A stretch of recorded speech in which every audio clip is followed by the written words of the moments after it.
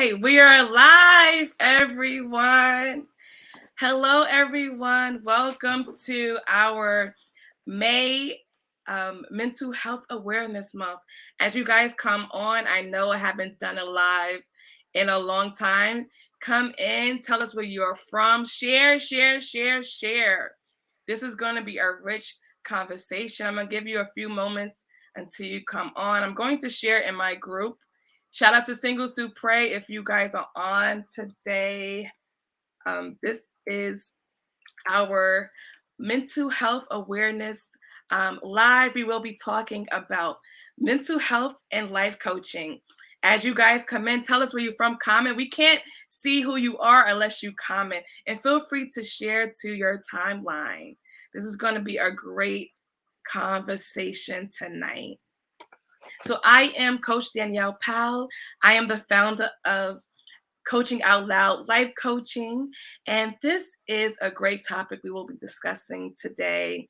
I love being a life coach, and I believe that we have to take care of our mental health as believers, as humans, as people. So a special welcome to our international viewers, the ones who are listening from different countries, and also those who are listening to the replay. Welcome. Sorry, guys, I'm trying to share. Come on in. We're not going to start until more people come in. Come on in and comment. Tell us where you are from. So again, I am Coach Danielle Pyle, and I am the founder of Single Soup Pray. I am also a content creator for YouVersion, and I am so excited for this topic on today. And we will be highlighting life coaching and mental health. So at this time, he's going to introduce himself, my co-host for today. You can introduce yourself, co-host. Co-host. Well, thanks again, Danielle, for the invitation to this live on tonight. I am Danielle's co-host. My name is Carlton Falconer Jr., and I am the founder and CEO of Carlton Speaks. And that is a brand that focuses on both spiritual encouragement and the empowerment of women. So along with Danielle, I love being a life coach. I've been a life coach for coming up on about 5 years now. So it's been a beautiful journey. So glory to God for that. And one of the things that I can agree with Danielle on is that mental health and coaching go along hand in hand. Because the whole goal is to become the best version of ourselves.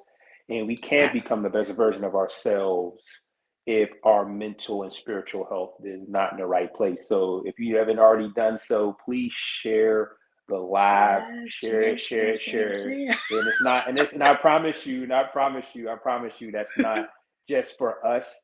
This is for someone that's connected to you to just get some, useful information pertaining to mental health and coaching. But again, Danielle, thank you for the invitation. And like you said, this conversation is going to be very, very rich. There are going to be a lot of gems shared. So make sure you do share the live on tonight. So thanks again, Danielle. Yes. And tell us, why did you become a life coach?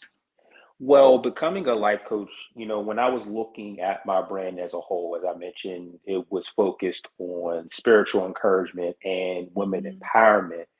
And I started my brand as a Christian blogger, and I still do blog from time to time, not as much as I would like, but I do plan to get back into that. I'll also mention really quick as well, along with being a certified life coach, I am a minister at my home church here in Pittsburgh, Mount Ararat Baptist Church. So I've also been a minister coming up on approaching year 5. So glory to God for that as well. And what got me into, thank you. What got me into life coaching was just looking at different ways to help people. So I knew that I could help people through Christian content, on social media. I knew I could help people through my blogs, and I was just thinking, what are some other ways that I can actually help people? And I discovered life coaching and did some research on what it was. And for me, it aligned with what I do just in my personal life, where I'm just talking to people and pouring into them and giving them advice. Even when I was a college advisor, it was the same thing, talking to different people who may not have the right level of confidence, or may not have Mhm. encouragement, and it was hard for them to go to college. So I was often that Wow. person that reminded them of their gift, reminded them that Mhm. God had a calling for their life, it was meant for them to go back to Mhm. school, just so I found myself Mhm. always in this advising, Right. coaching type of role. So when I Mhm. did the research on life coaching and saw what it entailed, I said, Mhm. this is something that I have to add to my brand. And, I went Yes. to get my certification through Grand Canyon University, and Mhm. it has been uphill since then. So I've worked with a lot of different people in Right. a lot of different areas, but it really just started with a passion for helping Mhm. people, and also helping people Yes. develop a better relationship with God. I know that's one of the areas that I focus on primarily, Mhm. is helping Yes. people enhance their relationship with God, because in these times, in the world that we live in, I cannot express and Mm. emphasize enough the Yes. value of having not just a relationship with God, but a Mhm. strong, sturdy, Yes. relationship with God. So that's one of the areas that I coach in primarily. Right. But I've also helped people in other areas, in terms of, Right. setting boundaries, in terms of positive thinking, time management, procrastination, Yes. relationships, entrepreneurship. So a lot of different areas. Yes. So as we get into tonight's conversation, we'll get more into, what we do as coaches and what coaching Yeah. actually is. But those are some Yeah. areas that I, Mhm. do focus on as a coach. But Danielle, what got you into coaching? Okay, so my my journey is so crazy. Like us, we always talk about this. We have similar Yeah. paths. So as a child, I always felt like I was always, um, you know, encouraging people. And everyone would always say like, "Oh, you're always encouraging," or "You're like a preacher," or whatever. As a youngin, and I always felt like either it don't matter where I was in life, friends, whatever, I was always an encourager. And then I don't know if you remember, this is a funny story. You guys don't always have stories. I don't know if you remember Maury back in the days. We Yeah, all used we to watch remember more. Maury. Hopefully, we remember Maury, right? These Right. days, they probably don't know about Maury. They don't know the what generational Z. Y'all don't know anything about Maury. So on Maury, they used to have like the bad kids coming in like forget you to their parents like shut up, and they used to have Coach. I don't know if you remember Coach D, right? The black guy. He was a coach, and I he used to think I, come. I think I vaguely remember that a little bit. Yeah, so he was like a coach that used to come, bring the kids. They'll take them to the jails and try to help them to get Hmm. like straightened up. Even though I didn't like his idea of coaching because he was very like, you know, firm and try to scream at them. But I was like, I want to be a coach like him, but I'm not going to Hmm. be as tough the way he was. But that Hmm. was the first coach I ever saw in my life from Maury. So Wow. so that was like from young. I was probably like in high school and I saw that and I was just like, I want to do this one day. But I didn't really know it was, I didn't know how to become a coach. So over the years, that dream, became, I didn't really, focus on it. But then as I got older and I started to do more self development, I had a coach and she had a program that, gave like, it wasn't a certification, but it was just like a program to learn if you really want Hmm. to do coaching. And then I was so excited. So then I found another program. I became certified and then I started coaching the last few years. So I've been coaching I feel like I've been coaching my whole life, but actually having clients, I've been Hmm. coaching the last about almost 5 years. Wow. But Okay. I love it. And it's just something that's very natural that I do. I know it's part of my purpose. And I just love to coach. I coach singles. That has become a big part of my coaching, but the last few, I guess for the last 2 years, I've been coaching more mental health. I do a lot of mental health coaching, business coaching, and now it's shifting to other areas for content creation and things like that. So that's some of the things that I coach in, and I'm just excited about this topic on tonight. Most definitely. Yeah. I mean, that's a beautiful story and a beautiful journey. And the thing that I like that you mentioned was was purpose, because I Mhm. feel like sometimes with coaching, unfortunately, it's not a regulated field. So a lot of people just jump in, put the title on a coach and start Mm, coaching. right. But more importantly, it's more like you said, it's a part of your purpose, not necessarily, hey, I'm Yes. just trying to make some money and things of that nature, because Right. we do have people's lives, Yes. that are in our hands, and they are trusting us as, professionals. Mhm. And that's why it's important to, that you mentioned you went through your certification program. I went through mine. Yes. I saw somebody Yes. shout out. I saw somebody mention GCU in the comments. So shout out to Ah! Grand Canyon. Shout out to Grand Canyon Nice. for sure.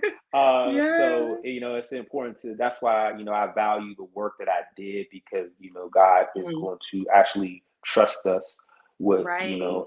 people and their lives and their Right. circumstances and their feelings and their emotions and just different things along Yes. those lines, and they are listening Mhm. to us as professionals. So that's why it's important Yes. that it does align with purpose, as opposed to just trying to make some money from this, which Right. And unfortunately coaching some. the area of coaching is becoming a very lucrative business. Mhm. But like you said, Yeah. it's always have to be purpose, not just to make a dime, but to see lives change, see transformation. And I just love when I see my clients actually, they just say like, I thank you so much for just, believing in Mhm. me. And sometimes we just need someone to believe in us. Like I totally believe in coaching because myself, I had, and everyone always say I'm like outrageous with it, but I had multiple coaches Mhm. in my life. But it has like I think sometimes people think like, oh, you're so positive, so great. I had a lot of people pour into me. They coached me Mhm. or they mentor me, and that's how became to be, who I am now. But I had people on helping me on the way. I just didn't arrive. Like we all had someone Mhm. coaching us, mentoring us, loving us where we are today. And as a life coach in this day and age, our mental health is so important. And we must take care of our mental health as believers, as humans, and definitely the Black community. Sometimes we don't like to talk about anything when it comes to mental health. Mhm. That's a conversation we don't want to talk about, but it's needed after the pandemic. Then just last week, shootings, like all this stuff is very could Mhm. have us, have trauma from all of the things that are happening. So we must take care of our mental health. So just let's get started. As life coaches, we get questions all the time about what Mhm. is life coaching versus what is therapy. So, give us a little definition of what is therapy and what is life coaching.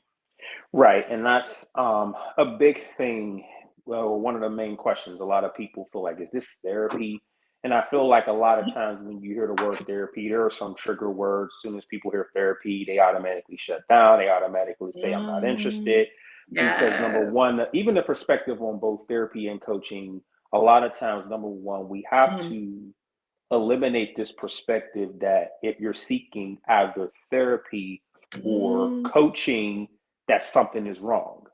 right. You know what I mean? Because that's not Talk about it. always the case. It should necessarily not be something is wrong. It should be, I want to get things right. So I feel like we have to approach both Talk. coaching and therapy with the right perspective. So with that being said, the biggest difference from my own research, from talking with different people, I know that therapy and counseling primarily both focuses of a coach and a therapist are the same. We want to help people become the best version of themselves. So a therapist, to me, focuses more on unpacking the past, more so like you mentioned the word trauma.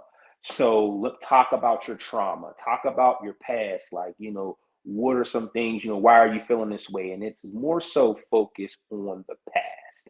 So if you're a person out there like, man, I got some trauma that I'm dealing with, there's some things that I'm holding on to from my past as a child, from a previous relationship, anything along those lines, maybe therapy is more suited. A coach is, we're going to talk about the past, but that's not going to be our focus. Our focus is more so on the present. Our focus is more so on, okay, where are you currently and where do you want to be? So that's the biggest difference between the two. A therapist is going to focus more so on the past. A coach is going to focus more so on where you are right now and ultimately should game plan to help you get to where you want to be. So that's the biggest difference. Also, too, coaching therapy is a lot more formal. You're more so going into an office ideally, maybe now with the technology, maybe they're doing more virtual counseling sessions, different things of that nature, but primarily it's more formal in the office. There's a lot of you know, guidelines and disclaimers and confidentiality, all of those different things. So that's more so so it's a lot of times from people that I've talked to, it's more like an interview and someone just really just kind of like picking your brain on certain things. Where coaching is a lot more relaxed. I remember prior to the pandemic, I was doing coaching sessions at Panera Bread. So me and my clients, we're down there in our sweatsuits, just having a conversation, right? Where it's not as formal. We're not in the office. I'm not drilling them with questions about their past pains and really trying to get to, the root of the issue per se, but it's more so let's talk about where you are. And maybe we do talk a little bit about pain, but the primary goal is, okay, this is where you are, let's get you to where you want to be. So that's primarily the biggest difference from my own research and from talking with people. A lot of times, people that I've coached, they're like, hey, this is a lot more relaxed than therapy, where therapy is really intense, where it's like, whoa, this is some serious stuff. But again, both a counselor and a coach, have the same end goal. So for those who are kind of on the fence on do I need counseling, therapy, I feel like the biggest thing is to set up a call with either professional, but also to look at do I have a lot of past pain that I'm holding on to that I need to unpack? Or am I in a position to where, yeah, I have some pain, but I feel like I'm not really holding on to it. Maybe I just need to talk to a coach to say, hey, this is what I'm feeling, but I am truly ready to move forward. So I feel like that's the biggest difference between the two. So I feel like that, I pray that that helps somebody. Danielle, I don't know if you want to chime in and add anything, to what I've said already. Right. Now you gave a great definition of what life coaching is and what therapy. Mm-hmm. And Mm-hmm. I love that us being Christian coaches. Oh, that must be something for the future. Right?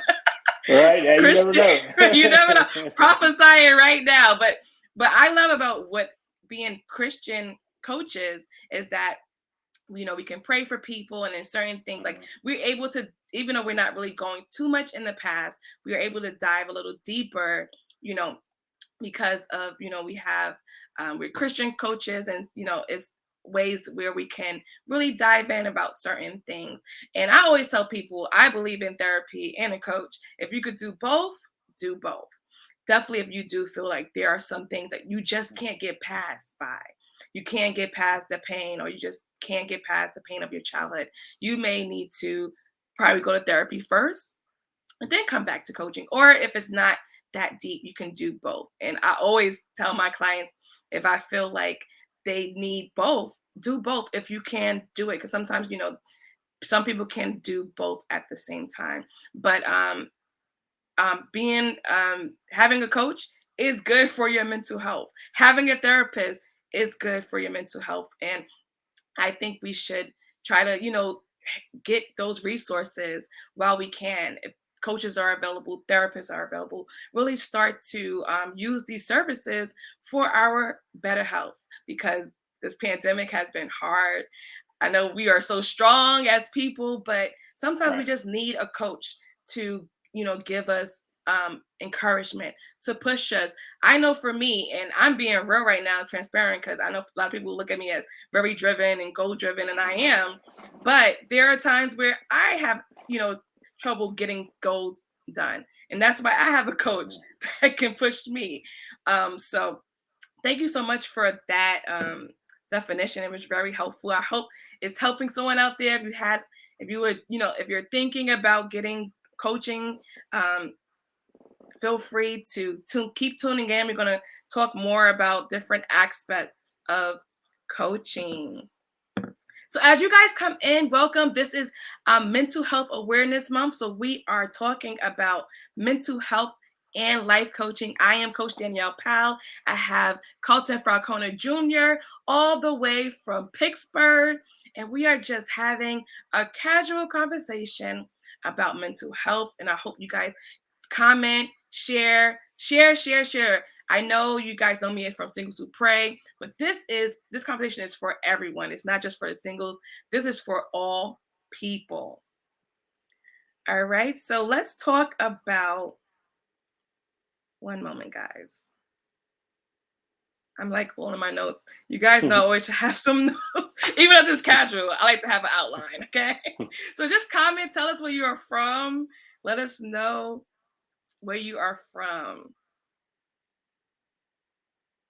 Okay, so let's talk about accountability, which I kind of said a little bit about it earlier, how, I have a coach as well, I have mentors, I have people that hold me accountable. And I feel like in life, if you want to continue to grow as a person, become better, be a great asset to your community, to your family, to your place of work, your workplace, if you're an entrepreneur, to your business, we must have accountability.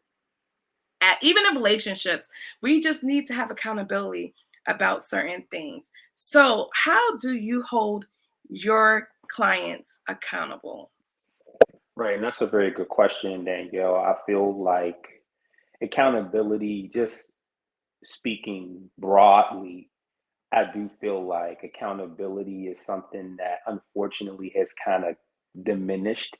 I feel like some people don't take accountability. I feel like we're quicker to point the finger at someone. I think we're quicker to say it's someone else's fault. I was just having a conversation with a client before my call, or before this rather. And one of the things that we were talking about, one of the things that I mentioned, just going into something Christian related, a lot of times we point the finger at the enemy when it's actually the inner me. So a lot of times we're just pointing the finger. It's the enemy. The enemy's under attack. The enemy's working. The enemy is doing this, but we don't take accountability. Well, what am I doing? What did I do to contribute to this situation, whether good or bad? Like, what am I not doing? Right? If I'm not, if I'm going through Christian coaching with myself or Danielle and I'm not getting the results, people are quick to, well, it's Danielle, or it's the enemy, or it's my mom, it's my cousin, versus saying, I'm not holding up my end of the bargain. I'm not taking this serious. I've missed coaching sessions, or after a coaching session, I'm just going back to what I know per se. So I feel like accountability is a little bit lost. That's why I feel like a coach is important to hold somebody accountable. I feel the biggest ways that I hold people accountable, number one, is, to me, you have to give somebody something to be, I guess, accountable to, right? So in my initial conversation, to me, I always talk about what's your end goal, what's your end game, like where do you want to be? What does the best version of you look like? What do you want your life to look like? Right? If we make these changes, if we develop your relationship with God, or if we help you overcome procrastination, or set better boundaries, or anything along those lines, what does your life look like at that point? Is that important to you? So I go through a detailed assessment of where they are and where they want to be. So that way, when it comes to accountability, I always believe you have to have a strong why. If you don't know your why, it is easier to surrender in the midst of adversity or discomfort. That's just like, for example, going to the gym. If I don't know why, I remember, short story, I remember I renewed my gym membership a long time ago. They were like, hey, you get a free personal training consultation. And I'm like, you're in shape or whatever, but hey, just go through it. I'm like, cool. So I sit down with a guy, he weighs me. Okay, you weigh this much. Hey, this is your height. And one of the things that he mentions was, so why are you, what's your goal? I'm like, hey, I want to be cut, bulky, that type of thing, right? And his next question was, why? You doing this for a wedding? You're doing this for lifestyle, summer, you're in a relationship. What's your why? Because that's the most important thing when it comes to a personal trainer working with someone, because that's going to be the end goal. So it's easier to hold me accountable if I'm slacking per se, or even just having some moments where I'm struggling. It's like, hey, Carlton, you said you want to look nice in that wedding. Or, hey, Carlton, summer's coming up. Summer is in 40 days. What you eating, right? Just different things of that nature, right? So I feel like we have to, for me, I always make sure I have something to hold my clients accountable to. Is that why? Why are you going through coaching? Why do you want to become the best version of yourself? Why are you investing time, money, resources into coaching sessions? You know what I mean? That type of thing.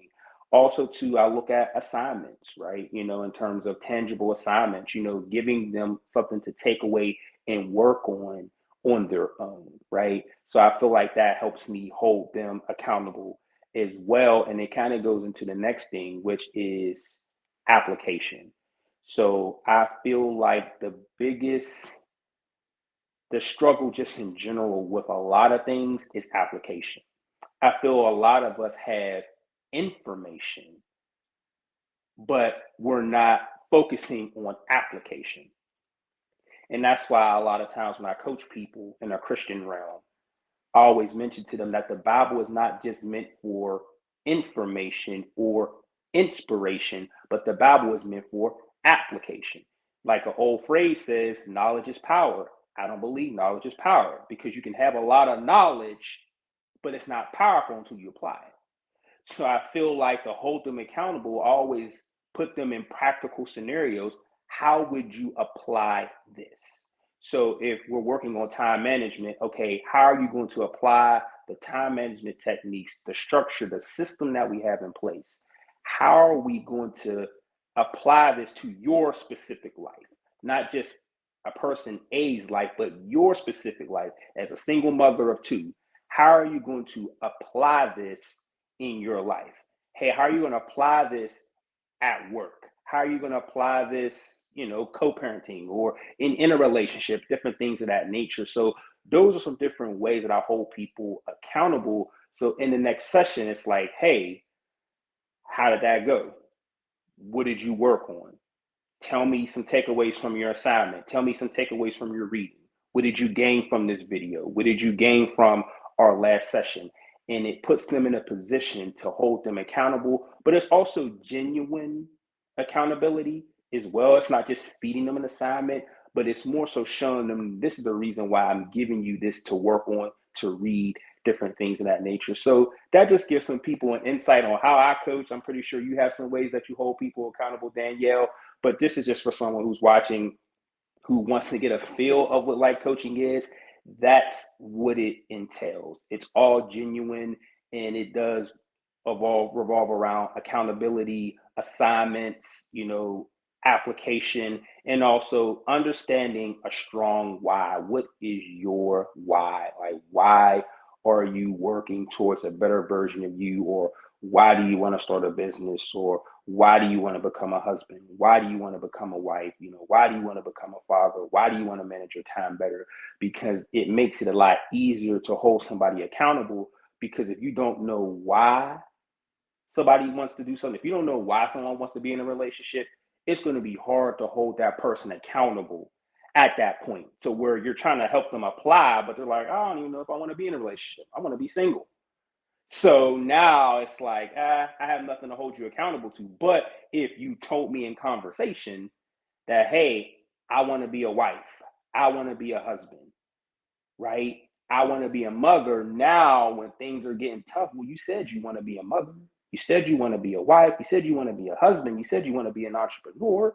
You said that was something that you were serious about, right? Now it's like, yeah, Carlton, because that's what they said to you. It's not me putting that onto them saying you should be a wife, you should be a husband, you should be an entrepreneur. I let them tell me what they want to ultimately become. But that's just some insight for people out there that are tuning in on what a coaching conversation would sound like. Like I said, Danielle's may be similar, or she may have a different format, but that's typically how I hold my coaching clients accountable. Yes, I love that. And it's similar to mine. I get a little firm with my I always tell my clients, yes, I'm sweet, I'm nice, but I'm a little assertive. But I love Hmm. everything that you said about accountability. I believe that that's the whole point of coaching is to hold our clients accountable, because sometimes people come to us because they need that encouragement, they need that push, they need someone that's going to help them to accomplish their goals. And another thing that you said that kind of is crazy, anytime someone tries to um, do a coaching session with me, I always ask them, why do you want coaching? And I like that you said, what is your why? Why do you want coaching? And sometimes they don't really know. They have to sit and think about that. And then I guess, through sessions and things like that, they wouldn't know why they need coaching. But also, I always ask my clients, how bad do you want to change? Because Hmm. the only reason why many people are getting coaching because they want something in their life to change. So always tell them why. How bad do you want to change? And through assignments, sometimes with my assignments, I try not to um, give assignments. I try to allow my clients you know, to make their own assignments with my Hmm. direction, because I want you to I want you to hold yourself accountable. That this is something that you are going to complete, and this is something that you're going to take seriously. So I'm a little firm, like I said, like I don't play. I want you to make sure that next week in our session, the assignments are completed. And sometimes you're not going to always complete every assignment. I get it, but we sometimes we have to put that effort in when it comes to taking our session seriously, changing, because coaching is to grow, to accomplish your goals, to become better, and that doesn't always happen. That's not going to happen overnight. It progresses over time. But you just putting that work in, taking that step, the change will come. So as you guys are coming in, this is our mental health awareness month. We are talking about life coaching and mental health. So you take it from here. For sure, for sure. So if you yeah, if you already haven't done so, make sure you are sharing the live. This is going to be resourceful information not only for you, but this will also be resourceful information for someone connected to you. So share. You just never know who is in a weird or funky mental health space, or even just someone who is curious about coaching or just curious about how things work. A lot of times I do get the question of how does life coaching work. So this conversation, you're going to hear from two different coaches on our format and our approach to coaching, so you kind of get a little bit of free insight on what goes into coaching. But I did want to ask you, Danielle, as a coach, what do you do to maintain your mental health, your own mental health? Because a lot of times we're pouring into people to help them with their mental health. So what do you do for, your mental health personally? That's a good question. And you're right. As coaches, and you are a coach, you're a minister, you have family, you have your own family, you have your own friends, you Yeah. have your own person. I'm not trying to say nothing crazy. He No, has his you're own. You good. have, we all have our family. We don't have our own family, but you know what I'm saying. We have family, we have friends, we have a social life, we have things that we have a life outside of coaching. We have a life outside. Thank you. We have a life outside of coaching and our careers and everything like that. So for Mhm. me, I'm really big on self care. Um, during this pandemic, I had to really get big on my self care and routine, because this pandemic, it was a lot for everyone, but for me, it was just like I'm not a person, because before the pandemic, I was, going to work every day. I knew that every day I was going to work, and on Sunday I was going to church.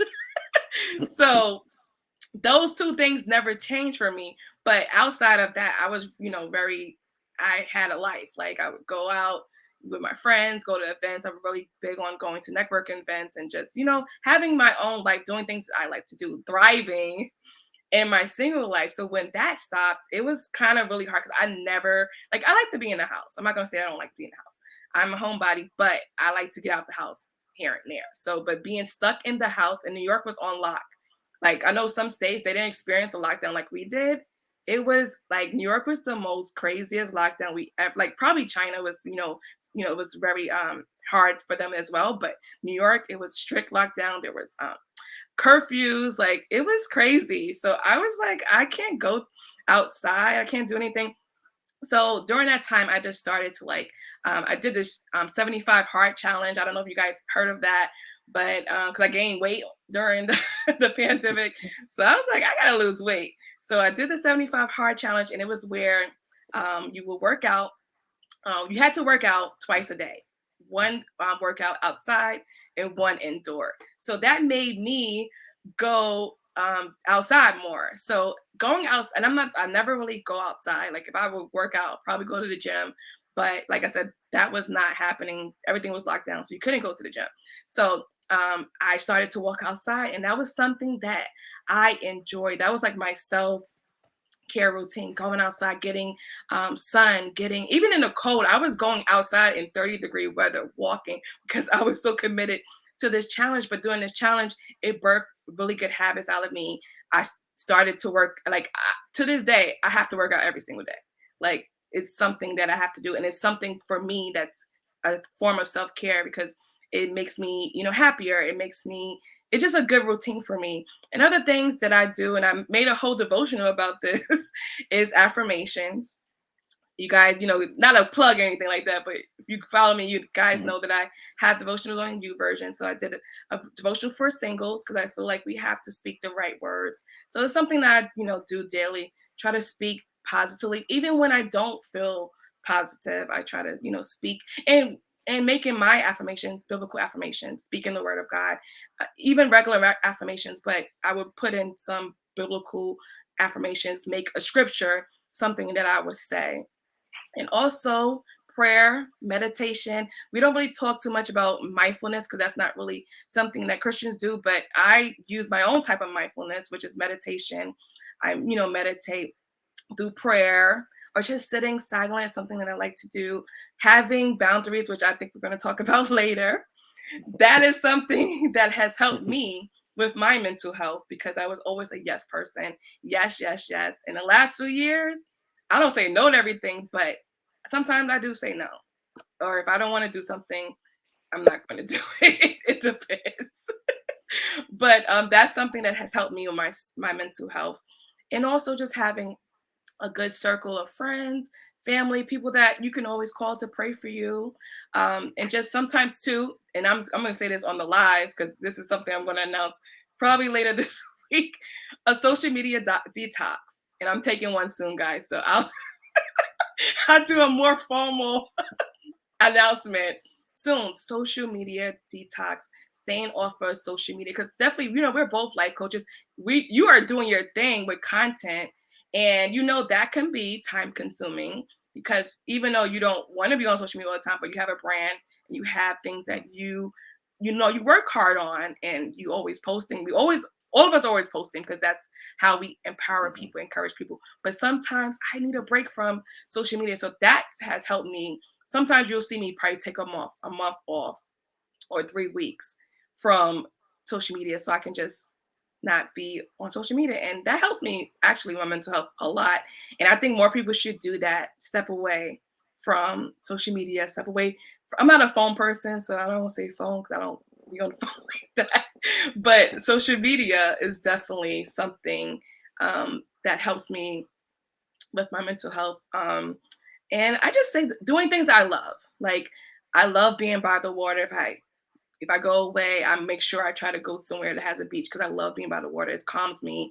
And now I'm so into nature and I just love being outside. So those type of things really does a great thing for my health. And another thing, just taking time to really pay attention to things that are around you. I know sometimes you don't look around and like smell the flowers and look at the birds, but sometimes just being, aware of your surroundings, it helps a lot. And I just think us as, people, we need to get outside more. That's something that we don't like to do.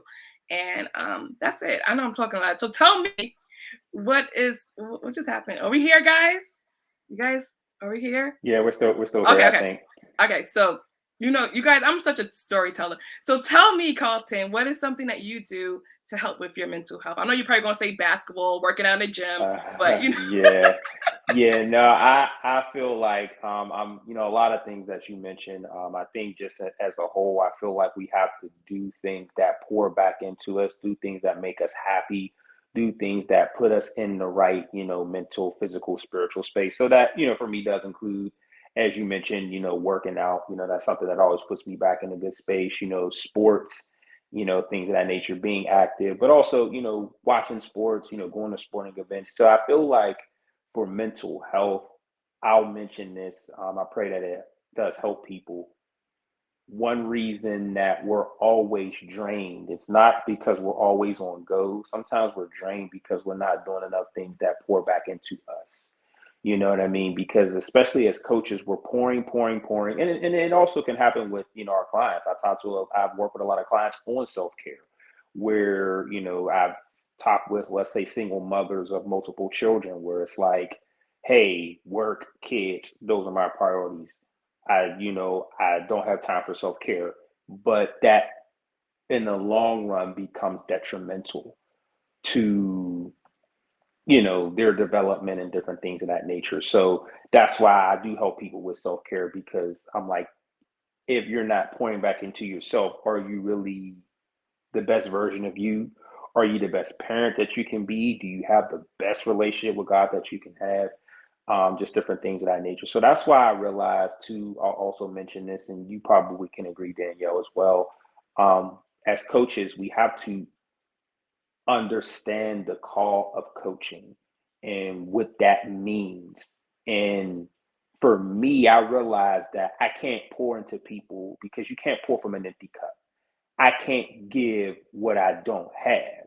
So, with that being said, I'm always mindful of pouring back into myself, because it's not only just for me to feel good, but it's so I could be the best coach that I can be as well.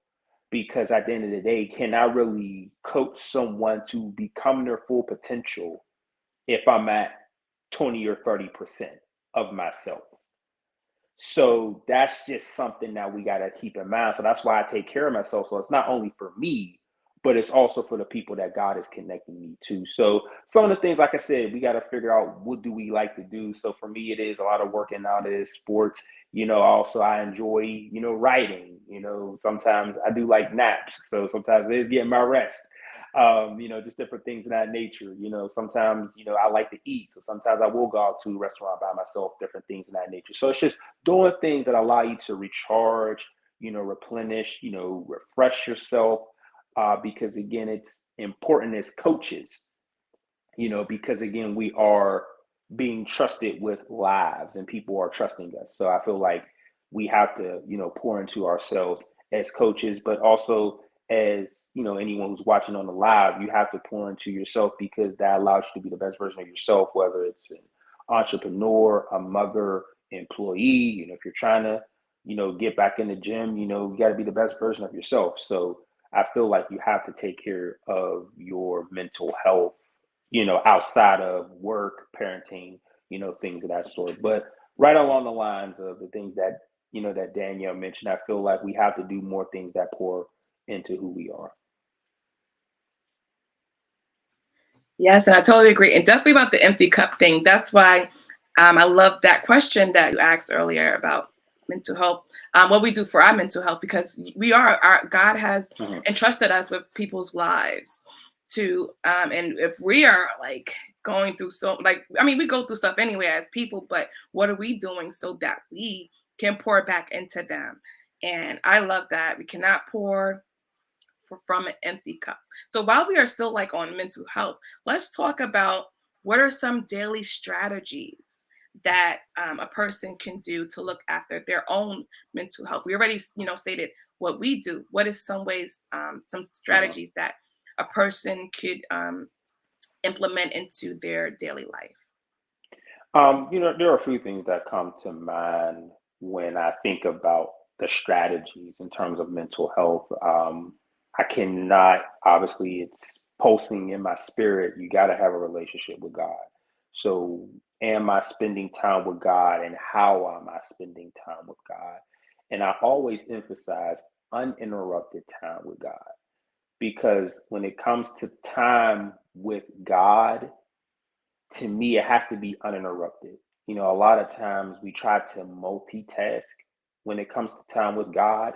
When it comes to spending time with Him, a lot of times we are on our phones or watching TV or just different things along those lines while we're trying to spend time with God, and it doesn't work. So we have to have uninterrupted time with God, because it's not only for our spiritual health, but it also puts us in the right mental space. So reading the word, devotional reading, sermons, worship. So I have to spend time with God. Another thing as well is to take moments to reflect, right?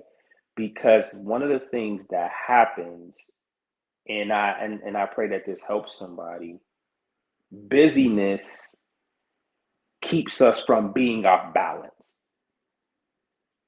right? Or makes us off balance, I should say, right? Because if we're so busy, it's hard to stay on balance. So I feel like it's important to take time to reflect. Take time to slow life down. I know you might be a parent. I know you might be running a business. I know you might be working overtime. I know you might be doing a lot of different things. I know you might be going to meeting and things of that nature. But take time to reflect, right? And one of the things that I encourage my clients to always do, and I even sometimes open our call, I said, tell me one good thing that happened this week, right? So I have them each day. I said, I want you to think of one thing at the end of the day, right? You talked about mindfulness, and there's a way to do it, right? What is one thing that you are grateful for? And there's at least one thing. Nobody watching this broadcast, replay, live, wherever, you can't tell me there's not one thing that you're grateful for, even if it's just, I'm alive. Because at the end of the day, mental health wise, you could be mentally fatigued, but it's like, you know what, even though I'm mentally fatigued, I'm still alive, right? Or I'm doing better than I was. Because that's the biggest thing is, I'm doing better than I was. Because there were certain seasons to where I'm like, man, I'm not where I want to be. But when I take that time to reflect, it reminds me that I'm doing better than I was. You know what I mean? Hey, the money is a little bit better.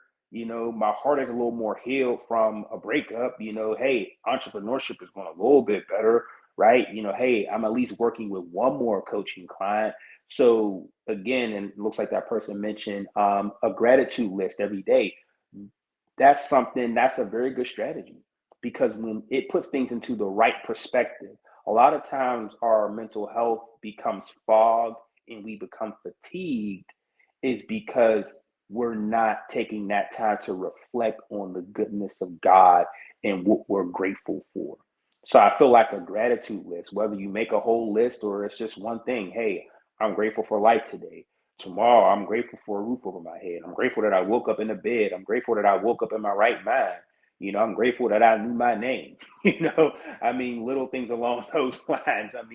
It sounds silly, but I'm grateful that I know my name. I'm grateful that I knew that I had a mental health live tonight versus dealing with memory issues. So those are things that we could be, grateful for. So those are just some different practices, along with gratitude list. I feel like a self-care list as well, to make a list of the things that you like to do and to make it a priority to do those things. Now, obviously, live within your means. If you like shopping, obviously, be mindful of your budget and things of that sort. But make sure you make a list of the different things that you enjoy doing, in that regard. So those are just some different strategies that I help people implement, or that I would encourage people to implement. But as that person mentioned, a gratitude list, a prayer list, that type of thing, things that you're praying for. different things of that sort. Prayer is big. That's a part of that relationship with God. One of the things that I mentioned on a previous live, and I'll share with everyone tonight, is that prayer is an opportunity for supplication, meaning that you can pray and ask God for what you need. The Bible does say that, Philippians 4:6. It says to not be anxious about anything, but pray about everything. And it encourages us to tell God what you need. So it is an opportunity for supplication. But prayer is not only meant for supplication. So in the world today, we only pray when we need something from God. Hey, God, I need this. Hey, God, I need that. But prayer is also an opportunity for conversation, right? To just sit at God's feet and talk with Him about what's on your heart. Hey, I'm mentally fatigued. I'm physically fatigued. I'm spiritually fatigued. I'm spiritually dehydrated.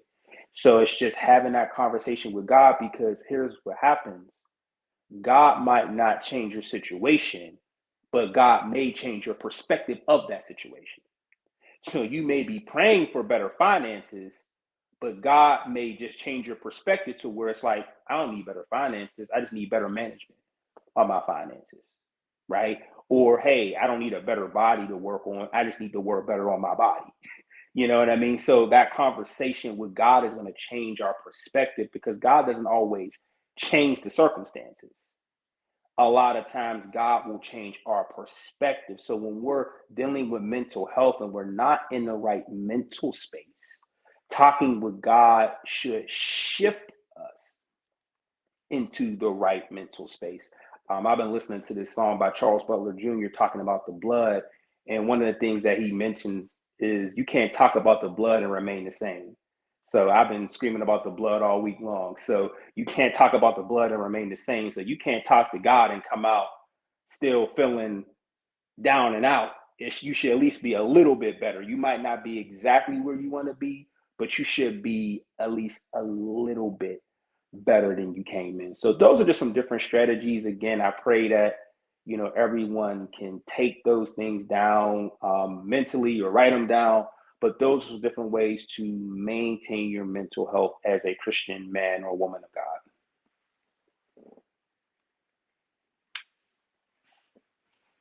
Awesome, awesome. And thank you for that. And I totally agree. I would just add again, I noticed that working out, even if it's not like, oh, you don't have to go to the gym 30 minutes. I mean, if you want to, but I do believe that working out, even just moving around for 20 minutes a day does help with our moods. Laughing, try to laugh throughout the day.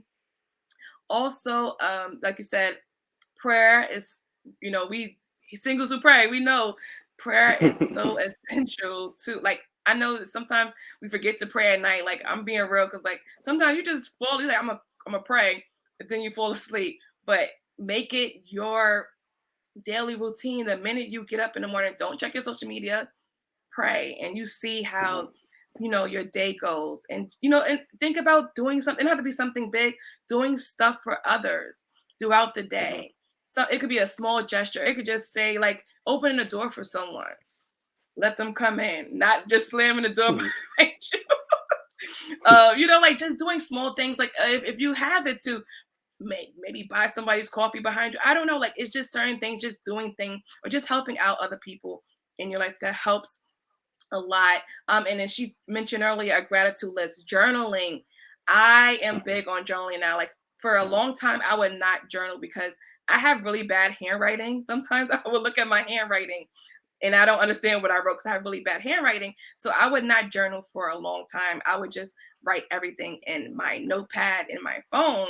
But I noticed lately, me actually writing it down is so much healing, so much the stress. It helps with stress. Just writing stuff down, because sometimes we can't tell everyone everything. You just write down, how was your day? I remember back in the days, we all, well, not you, but the girls, we had our diaries. And that was Yeah. something that I believe helped us. Like me, I was just such a weird kid. I used to like leave my diary open so my parents could see what I wrote, because I wanted them to know. I couldn't tell them how I felt, so I would write it down and leave it open so they could see how I really felt about certain things. But I still think when you write stuff down, don't write it on social media. Journal. And I love the gratitude list. Writing 5 things every day about your day, it really puts your mindset. My sister's laughing. But anyway, writing 5 things down a day really puts our mind in a proper perspective of what the Lord has done in our life. I could just say, I'm grateful for food. I'm grateful for waking up this morning. Someone didn't wake up this morning. And another thing I would just say is try to, definitely ladies, like you mentioned earlier, many people are mothers, or they just have a heavy load. You can just have a huge responsibility on your job, or you are just someone that's going through a hard season. Take time to do a self-care routine every day. It could be a just a facial, a small facial, not even a facial, but doing something that you can cater to yourself every morning and or at night. Ladies, we have so many things we can do throughout the day that is pampering, and doing something that showing love to yourself throughout the day. But that's all I have for now. I'm just saying, staying positive. Like we can dwell on. Oh, and also, oh, this is a new one because I do this all the time now. It's just when you speak to God. If you have any unforgiveness in your heart, every day just ask the Lord to show you the unforgiveness that you have in your heart, because sometimes our mental health is that we're not getting over mental health issues or things that we're going through because we have unforgiveness in our heart. And we don't hear that often because we don't like to talk about that type of stuff, but sometimes unforgiveness could keep us in a rut. So if you have to speak to God about forgiving yourself every day, you'll see the weight lifted off of you. And that's all I got. Nah, that's all good stuff, Danielle. I appreciate you sharing that. Those are all good things, in terms of maintaining, our mental health. I'll add one quick thing before I ask you, our final question. Please make it a priority. A lot of times when it comes to self-care, we often it becomes negotiable, right? It becomes something that we negotiate. We negotiate with our self-care or our mental health, and we say, it's okay to not do something mental health wise or anything of that sort. So it's important to make sure that we make it non-negotiable. Like, I cannot negotiate with my self-care, like, or my mental health or my time with God. Just like a 9 to 5 job, it's non-negotiable. I have to be there 9 to 5. I have to work. I have to, provide a living for my family. So we have to treat our mental health and self-care with the same level of, I just use the word integrity, or the same level of, prioritizing, right?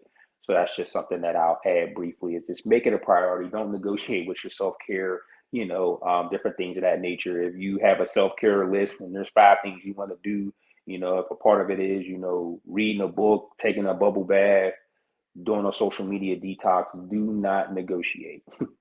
Do not negotiate. Do not negotiate. Hey, I'm taking my bubble bath this week. I'm reading a book this week. I'm off social media. It's not, well, oh, well, Cardi B or somebody else is doing something, I need to log back in. No, the devil is a liar. If you committed to that, stay locked into your commitment. I have to do this for my mental health. This is about longevity. And I feel like mental health is necessary for longevity. But I'll ask the final question on tonight. How does boundaries help with mental health? Because I think you mentioned that earlier too, with setting boundaries, as well. So how do boundaries, for you, help or assist with your mental health? Awesome question. And as I mentioned earlier, back in the days, I didn't really have any boundaries because I would always try to please everyone. And I believe that boundary doesn't keep people out. It just helps us to grow um, greater relationships with people in our lives. And I feel like sometimes we can say yes to so many things that it drains us. And sometimes we have to be able to say, you know what, today I don't think I'm able to do that. Or if someone out there, maybe you're the go-to person for everything in your life. You're the go-to person on the job when it's someone's birthday, you're the go-to person in your family, or you're the go-to friend when someone needs something, and they always need something. And then when you don't have boundaries, you want to help, but sometimes you just can't. And if you say yes over time and you keep saying yes, that will make you become resentful if you know in your heart that you can't say yes. And then sometimes you may have like, you may be a part of a circle that always wants to go out to brunch and things like that. And maybe you don't have it, but you don't want to disappoint your girlfriends.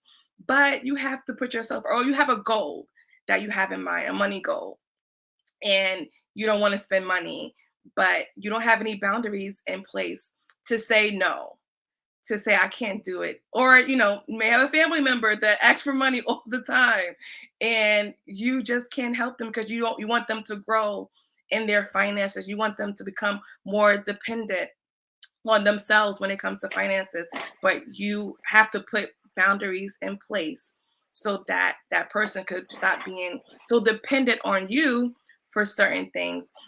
And I just feel like boundaries do help our mental health because um, during this pandemic, sometimes many of us, we went through, some people, they lost loved ones, some people lost their jobs. Everyone lost something in this pandemic. We all experienced something. I don't know what it was, but I feel like we all was affected in this pandemic. And when it comes to mental health, some things we had to put up boundaries when it comes to certain things. So I just say, like, if you are a person that just always say yes, like me, I had to stop. Like, I remember one time it was a certain project, and I always pray. I think that time I didn't pray about this project, and I said yes, and I didn't really seek God. I just didn't think about what I was getting myself into, and I was so upset that I said yes, but I had no boundaries because I felt like if I said yes, I'm looking like a good person, and I'm just doing what I'm supposed to do.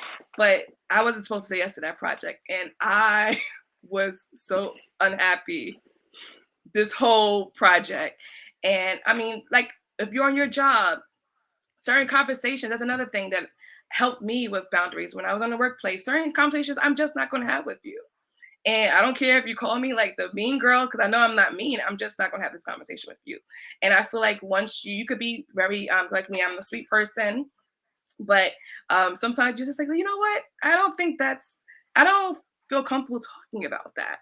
And I don't think anything is wrong with that, because like sometimes they do, people, it could be in your church, in your job, or just in your circle. Some things you don't want to talk about. It makes you uncomfortable. And I feel like putting up boundaries about certain conversations, nothing is wrong with that. And I feel like it helps you to protect your mental health with boundaries. Do you want to add anything about boundaries? Of course, right? But no, everything that you mentioned was very, very spot on. Boundaries are necessary. We have to learn the power of no, right? Because a lot of times, I know I'll just try to phrase it the best way that I can. I feel like no in the human eyes is a bad thing, but I feel like no in holy eyes is a good thing, right? The Bible reminds us that we either say yes when we mean yes or no when we mean no. Anything in between is the evil one, is the enemy, because we should say yes when we can do something or no when we can't do something. It can't be in between. I've fallen guilty to that where I'm like, I can pause, I can try to do it, right? But I'm not definitively saying yes or no. Because I feel like if I can truly do something, it should just be a definitive yes, I can do it. If I can't, it should be a definitive no, I cannot do it. So I feel like we have to understand the power of no. And I always tell people, the people that are in your life that love you and truly care about you, and if you say no, that means no, and you're saying no for a good reason. Like you said, you're saying no to a girl's trip, or no to going out to a bar or club, or movie, whatever. If you can't, you're saying no because you truly can't do it because it might be detrimental to something else. Also, we got to be mindful of taking on more than we can. Like you mentioned, you took on a project and didn't go well because it was more than you were able to carry on your own. So I feel like that's an example. We got to be mindful. We can't take on too much. A lot of times we want to be selfless and take on everything, but at the same time, that may eventually become more detrimental than it is good for someone else. One thing that I will add to what you mentioned is I feel like mental health, or I guess the detriment of it, mental health could be a result of misplaced people. So I'll expand on that. A lot of times when I coach the boundaries, I use an example of a concert, right? And when we look at a concert, there's a performer, right? But there's VIP, there's front row, there's general admission, there's standing room. So there's only but so many people that can be front row. There's only but so many people that can be in general admission. There's only but so many people that can be in VIP. So I say that to say a lot of times we're dealing with mental health issues is because we have somebody in VIP that should be in general admission. So it's like, hey, we got the wrong people. We got too many people in VIP. Now it's overwhelming. That's why a performer is like, hey, I need security. I can't let everybody on stage because it's going to take away from me performing. Or in VIP, there's not 100 people in VIP. There's a reason there's only 20 people in VIP, if 10 maybe, because it's not, we don't want to be overwhelming to the artists because they have to perform at another city or another venue. So I feel the same applies with us. So we have to really assess, okay, who belongs in VIP? Who belongs in general admission? Who belongs in standing room? Because you don't want to have the wrong person on stage, because you don't want to have that person that needs to be outside on stage telling you the wrong thing, right? You don't want to have, or you don't want to put somebody who could contribute to your mental health. You don't want to have them in general admission with the rest of the crowd.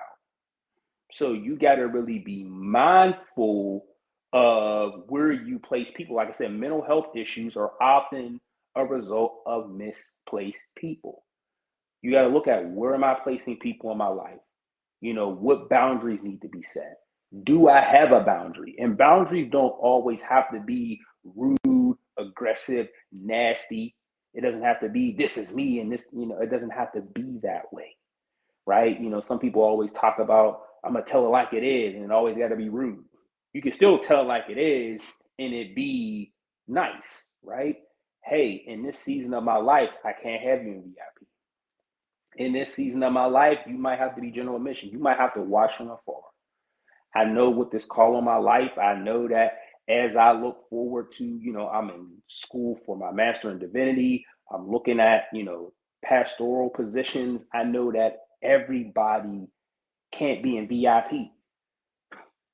You know what I mean? Because not everybody understands the call, right? So that's why God did remove some people from my life, or did shift some people from VIP to general admission. Hey, you could be in VIP later, but right now, while I'm working on my divinity degree, there's some people that got to be in general admission.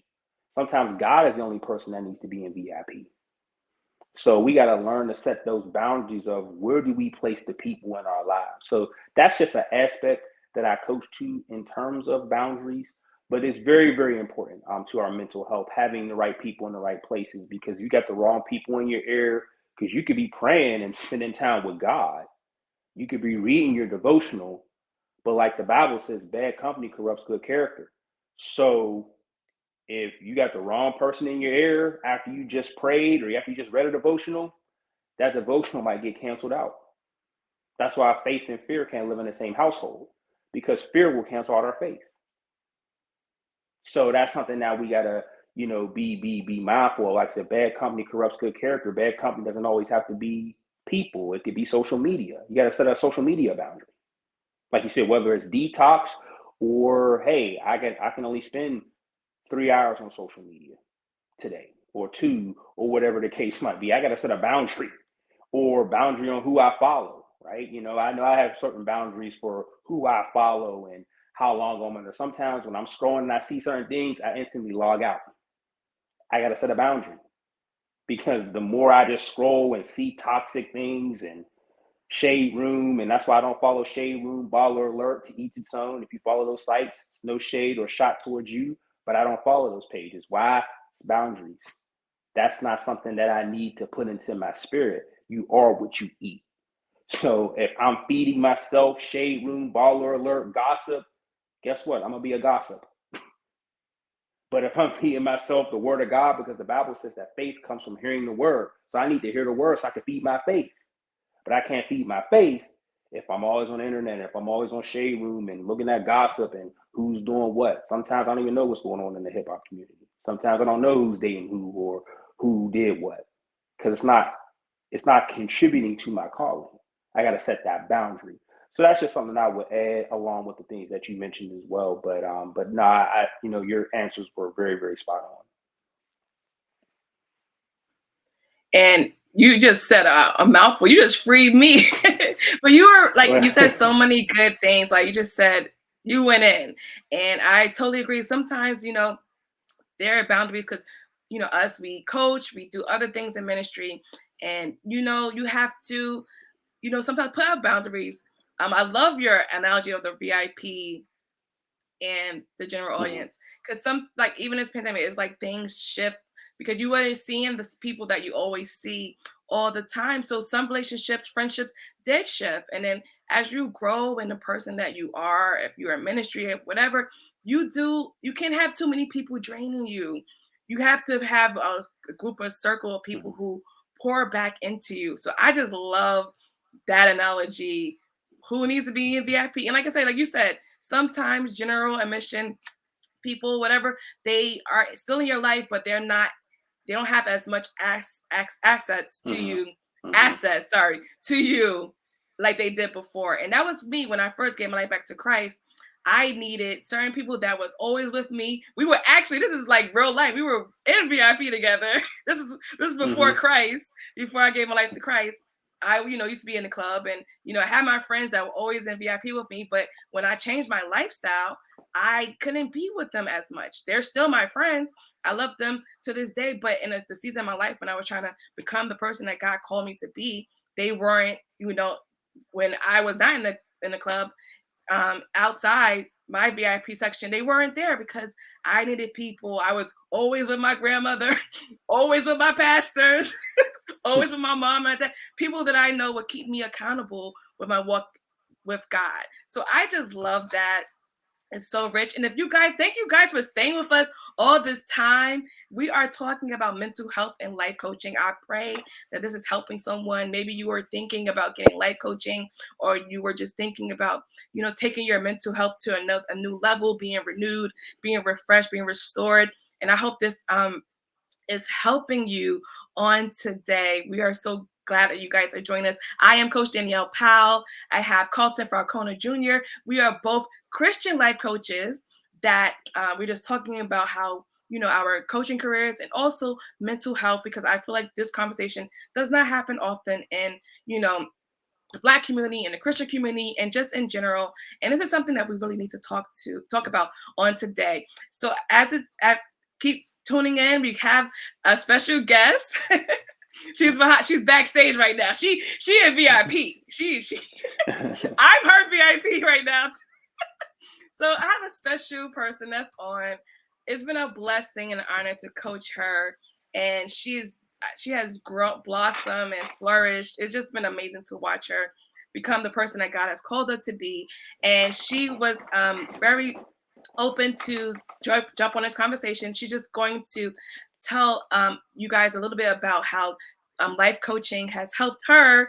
And I'm not gonna say what she's gonna become, but if she wants to share that, this is your first time hearing it, but it's something that I'm so happy about. But I'm going to bring her on. I have Andrell Chambers. Hello. Hi. Hi. Oh gosh, thank you. This has been so interesting and so nice, you guys. So I'm Andrea from Georgia, the small Yes, she's from town, Georgia. right? So Coach, I call you Coach. I love you. So I met you in the beginning of last year. I met you on Dr. Kendall. You was doing a interview with her. And the words that come out your mouth, I was like, I have got to contact her. So I stayed on that thing with her that night just so I can get your information. And I called you up and we've been together ever since. And our spirits have really, really been. When we met, you already know I was in a bad place. So I had a therapy, but I needed more. Like he said, therapy was focusing on my issues that then because and then you want me to tell, I could tell. I don't care because if I could help somebody, I would. Because I married at 23 and I was divorcing at 45. So I was like not there. And I was feeling things I didn't know what I was feeling. So I already had a therapy, and then I was on that live that night, and you was talking and your books and all, and I was so inspired, and I was like reaching out for help because I needed more. Like I was not myself. And so I called you up and you prayed about it. We prayed about it. You decided to take me on. I'm like, you sure you want to take me on, girl? Yeah. You took me on. But it has been, and you hard on me. You hard on me, coach. You hard on me, right? But just being in my life have taught me some things, and it taught me it taught me who I was. Like I was so caught up in that marriage for 21 years. I did not know. You remember, I did not know who I was. I literally had to find like, who am I? Jesus, tell me who I am. The coach, tell me what I need to do. So having you come into my life and ask me my why, I had no idea. What you mean? What is my why? Why do I want to coach? Why I want to coach? Why did I reach out to you? And my words, I believe, was I need some help because I don't know where I'm at. Because therapy was helping me get through the divorce and get through all the issues. But then you come along and you met me there, and then you say, "Now where you want to go?" You challenged the mess out of me, coach. But it brought out who I am. It brought me out. I became a Zumba instructor in the middle of the divorce, and I began to find my me, who I am. And then there was other things that I went through, and I'm so grateful that you're a Christian and I am a Christian, and I was able to talk to you, and we was able to pray. I believe you was praying for me, and like, what am I feeling, coach? And you would answer me. I say, I feel something I ain't never felt before, and I need you to tell me, what am I feeling? And that you just walk me through and walk me through. And so now I find out that I am not as, headstrong, as I thought I was, because I held that marriage down, girl. I was the mom, I was the man. I mean, I did that thing. I held down them jobs. I did what I had to do. So coming out of it, even though it was good for my mental, I was lost. So I had to get found. Now I find out, you guys, that I literally have like the best personality it is. If you can deal with funny, like I help people, I inspire people. So this mission, this journey that we have been on this time has brought me to another level of my life, coach, to the point to where I have decided I almost finished my own coaching. And even though it'll be based around life after the voice and on fitness, all the things that I have been through that I can bring to the table, it is my desire and in my calling, I believe, I've been praying to God to do so. So I'm just so grateful to have met you and just to meet the coaches and the people that put this work out there. And so, it's just been a challenge. And you already know I'm not even playing when I say you be hard on me. Y'all, she is hard, I'm telling y'all. But it was for my good. And it's always for my good. So I really appreciate it. And I appreciate you even, allowing me to come and say this stuff because mental health is serious. And this is the month. Even on my own page, I said something about mental health. Like, brokenness would take you to a whole nother level. And when I was in it, I did not know what it was. It took me 3 days of praying on my floor, literally. God, what am I feeling? And why do I feel so bad? So that's why I say mental health. I do. I actually say same thing you do. A therapy and coach. And one of my children told me last week. I just looked her in the face. I couldn't even say something. She said, "Mom, you really have found yourself." And I'm like, "What do you mean?" She say, "You nice. I always been nice." They couldn't see my nice. They couldn't see me because I had to hold down the house. And I was in a situation that I know I should have been out of. But in that now, I had to be who I had to be as a woman, as a mom. And so when I was stuck on that sofa, I was literally stuck on my sofa because I was depressed. So, but when I was stuck there, I couldn't do anything. I didn't know even, I had to get out.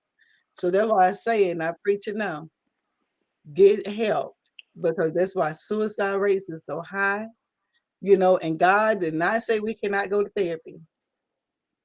I mean, why would he have somebody to do it? Why would he put it in somebody's heart and inspire other people to be therapists and doctors if it wasn't so? He already knew our mental was at stake because we in this world, So I do. I would advise coaching. I would advise therapy.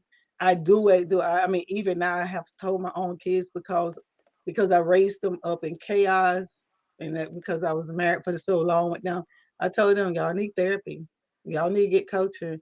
Y'all need to be helped. Don't let that stuff go in your mind because I ain't gonna tell no story. I was not perfect, but I did. I had to do. So that's the reason why I just appreciate coaching. I appreciate therapy. I would preach it. God know, you know, God knows. So I mean, y'all do a great job, and I appreciate you guys. And it's so important, guys. Also to you, to Christians, to stay grounded and rooted and grounded in Christ. You already know that because even to you guys, like you ask him, and he asks you, what do you do? My brother is a therapist, and I be like, dude, you need to go to another therapist, But just stay rooted and grounded in Christ. And, I used to, coach, I used to talk about that bat that was in my car that I really just wanted to pull beside the road and, just beat the ground up. I mean, the police can't arrest me for just hitting the ground, right? I mean, that's just how bad I was feeling.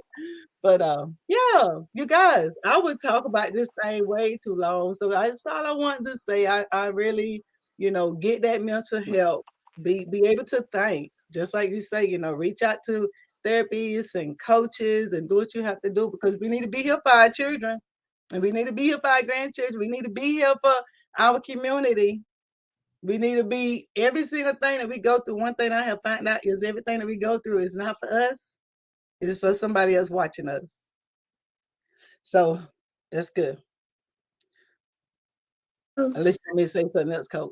No, you said thank you so much for like when we first started our session, she was very shy. And it's so crazy how everything shifts because it was, getting over to moving forward because our coaching session was more about because she was doing the therapy so she can heal. And that was something that like me, I'm focused on the whole person, wholeness when it comes to my clients. Like if you need therapy, go to therapy, and that was something that I wanted her to do. But as far as her moving on and becoming fabulous after 40, she has done that. She has just flourished. She's doing so much. Like when we first started, she was very shy. Like she would not get on here and speak, and she has grown like right. Doing videos and just going live and just a lot of things, just moving out of her comfort zone. And she was able to accomplish many of her goals, like assignments, everything. So I just wanted to let her tell us how she has a beautiful testimony. And then she's inspiring. Well, is becoming a coach. And I am so happy because I'm a part of this journey with her. And like, I hope this bless someone, the testimony that, we go through things, but God has another beautiful story for us on the way. So thank you again. She is a Zumba instructor. Feel free to connect with her. She is helping women who need to heal from after divorce. So thank you so much, Andrell, for joining us on our broadcast. So we're just going to wrap it up really soon, but thank you so much. Thank you guys for having me. Yes. Thank you. So I pray that uplift someone. Thank you guys for tuning in. And we are about to end, but we're just going to share. Carlton, you can, close us out, but, we have a surprise for we do. No, we do everyone. have a surprise. Everyone, we do have a surprise. That was a beautiful testimony. Yes. Oh my God. I mean, very, very, and I thank her for that. And she didn't even tell everything. Which is good. Listen. We don't got enough time, right? But no, she, again, that testimony was very, very beautiful. And I feel like the people that are watching, not only is that a beautiful testimony, but you could be sharing a similar testimony. One of the things that stuck out to me is her finding herself. They're like, her children noticed that, and that's why, to me, when I coach people who are parents, I'm like, at the end of the day, it's all about helping you become the best version of you, which will result in you being the best parent. So like she mentioned, she wasn't the best version of herself, had to be mean, had to be tough. So that's the version of herself that her children got. But once she coached or worked with you and got the coaching, now she became her true self. So I feel like, I pray that everyone really took that in. That could be, that could be you. You could be having a very, very similar testimony or a testimony of your own. But it starts with making that investment into coaching and into your mental health. So for us to assist with that, and I feel Danielle's gonna, follow me in this as well. Anyone out there that is watching tonight's live or watch on the replay, I am offering a free coaching session to anyone out there who wants to see what coaching is like, who wants to even just talk with any of us. We are offering a free coaching session. So typically what I do is a initial call. So in essential, get 2 calls. It'll be an initial call to see where you are, and then there'll be a coaching call that follows that. So for those of you who are watching the live tonight and even watching the replay, I'll, let Danielle discuss her dynamics, but I will extend it until the end of, I'll say, Friday or Saturday. If you reach out to me, I will give you a free coaching session. So that way you can get a chance to see what coaching is like, and we'll take things from there. I would be honored to work with anyone that is tuned in on tonight, or anyone that does watch the replay, because it is about mental health. And one thing that I'll add as well, to me, when you look at coaching, I pray that you don't look at it as I'm paying someone. I pray that you look into it as an investment. And there was an initial investment that was made, and that was Jesus. When God sent Jesus to the cross, he didn't look at the cost. And I didn't mean to make that rhyme purposely, but it just did. But, when Jesus went to the cross, God didn't consider the cost. He considered his return on that investment. In marketing, we look at ROI, which is a return on investment.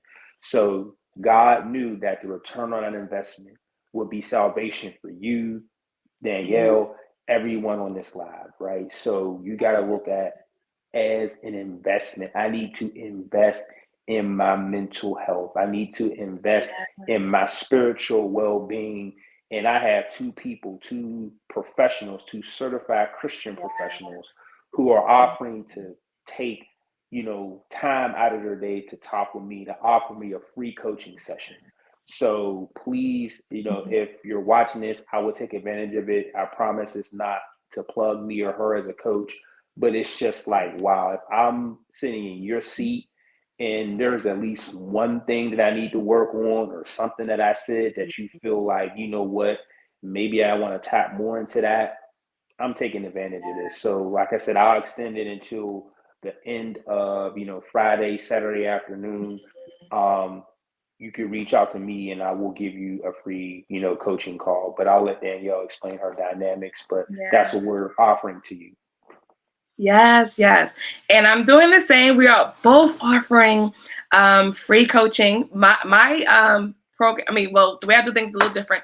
I do offer free discovery calls, but this time it's going to be sort of like, I guess the session will be because I used to do 30 minutes for my discovery calls. And I also always feel like that's not enough time for us to dig deeper. So it's actually, for me, it would be kind of like 1.5 session, free session, because it would be a longer session. So get at us, try to book a free session with us. You never know what God is going to reveal during our sessions. So I'm doing the same till about Friday. If you are looking, I'm going to put both for our websites in this broadcast. But I just wanted to do something. I wanted to have this conversation so we can really start the conversation. I wanted to keep this conversation going, and we wanted to do as a gift to offer a free session to someone out there. So make sure, don't let this opportunity pass. We don't do this often. Like I said, an actual coaching session is sometimes, it's always long, an hour. So we are going to do that for you guys. And Friday is the deadline. I don't know what time you cutting it off, bro. But Yeah, we'll just say Friday midnight Eastern midnight. Standard Yes. Time. Yeah, we'll Yes. say that. One thing that I Yes. will add Mhm. is, and maybe people who aren't familiar, maybe too familiar with coaching, Mhm.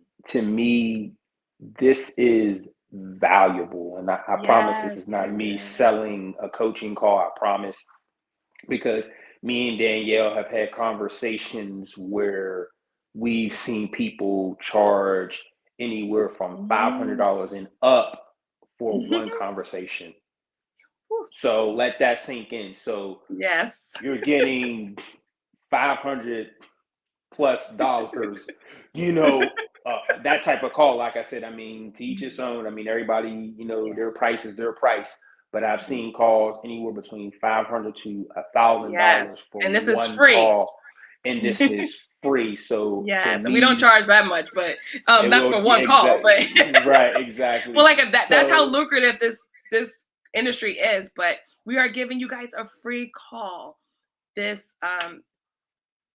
the deadline is Friday, but we just want to do that in the honor of Mental Health Month, because we are both very passionate about seeing people change, seeing the mindsets change, and just being better with our mental health. Like, this is not an overnight thing. This is something that we have to continue to work on, and we are just here to support. Make sure you guys follow both of us. We are giving your IG. I'm on IG. He's on IG. mhm. Facebook, TikTok. TikTok is to do. I love you on TikTok. No, TikTok. I It's a good haven't made thing. it. I haven't made it to TikTok, but I will, for those who are on Instagram. My Instagram is underscore Carlton Speaks, so you can find me Yeah. there. Also to Facebook under my full name, which is Carlton Falconer Jr. Even if you type in Carlton Speaks, I think on Instagram my IG will pop up. Also to my website is carltonspeaks.com. So that is where you can go submit, a request for the coaching session, or you can reach out to me directly, whatever you prefer. You can DM me on Instagram, Facebook, or, inquire through my website. But that's where you can find even more, Yeah. about me, the man, the coach, the minister, all of those different things. But I'm excited to work with whoever God sends to me. And, I'm Yeah. grateful that He put it on our hearts. So this is for mental health, but this is Yeah. also for the glory of God, because Yeah. we want to help every man or woman of God out there. We want to help them become the best version Yeah. of themselves and to be more like Christ. And the Yeah. thing that we see in the world is we see a lot of people that like Christ but aren't like Mhm. Christ. Another Mm. conversation for another day, but I'm Yeah. gonna leave that there. I'm gonna leave that there. So we want people to Yes. be Christ-like, not just I Yes. like Jesus, I love Jesus, I praise Jesus, but Mm. we meet you in the grocery store, but you're not like Jesus. We want to make Mm. sure that everything is all aligned. But I'm gonna leave that there. I promise, Danielle. But so that's the end goal. Yeah. But Yes. yeah, I pray that a lot of people take advantage of this offer. Yes. Take advantage. And I never really put my Instagram on Facebook, but it's Danielle Pyle. I think it's underscore. I don't know. If you type Danielle Powell, it'll come up. And also, you guys, follow me. You guys connect with me on here. And also, if for the discovery, well, the free session, when you do if you're interested, please go to my website, daniellepyle.com. And I have a section where you can sign up for a discovery call. If you do are looking to do the free session, make sure you say free session in the discovery call part, and I would honor that. So I'm so glad that we did this, because we were just talking about this, like, I think the last time we did a live together, we were like, we should do something on coaching, and I'm so glad that we did this. To God be the glory. It's been such a rich conversation. It has empowered both of us as coaches, and I pray that someone was empowered out there. If you were thinking, like I said, sometimes we don't really know how coaching or therapy can help us. So that's why I want to just keep these conversations going. And also, we are excited for giving out a free gift to our people. And if you don't need the coaching session, tell someone about it that may be interested in it. Like I said, Friday, let me say that Friday is the deadline, 12 at night. So I pray you guys have a great. Do you want to pray us out? Sure, I could definitely do that for sure. And again, thank you. I want to thank everyone for tuning in, and thank you, Danielle, for your yes. Thank you for putting this all together. This is a wonderful, beautiful vision. It's always beautiful to sit in a virtual room with you, and grateful to connect with the audience that tuned in on the night and those who will watch the replay of this as well. And I want to thank your client for sharing her testimony as well. I pray that it empowered and inspired someone on tonight. But I will pray us out. Father, we want to say thank you, Lord, for this day. We want to thank you for this entire session, Lord. We pray that lives were changed. We pray that lives were altered, Lord. We pray that people not only leave with information, but I pray that they also leave with a level of inspiration to take their mental health to a new level and take it to the level that you want to see their mental health at. I pray that you just work on their hearts to take their mental health or spiritual health, to make it a priority, to not make it negotiable, to not make it acceptable to just have poor mental health or poor spiritual health. So I pray that, many people take advantage of the resources that Danielle and I are offering on tonight. And I pray that, everyone that tunes in, Lord, has left better than they came in, that they gained at least one or two things from tonight's session. And I pray that you bless their mental health, Lord, your spiritual health, their physical health, their emotional health.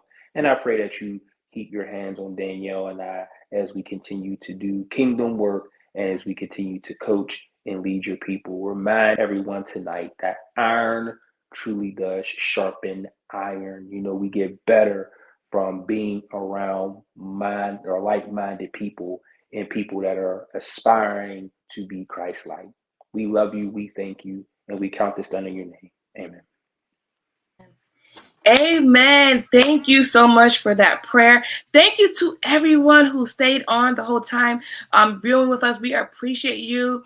Thank you for those who watched the replay, because I know we have people in different countries that, watch later. And special thank you to my co-host, Carlton, Falconer Jr. We did this as a collaborative effort. Both of us were doing this together. And a special thanks to my client, Andrell Chambers, for getting on and just being transparent in the moment and sharing her testimony. We are so encouraged, and we pray that this whole broadcast has been encouraging and uplifting, and just, changing our mindsets on mental health and coaching and just becoming better people. Have a blessed night. Feel free to share this broadcast to your timeline. We love you guys. Peace out. Later.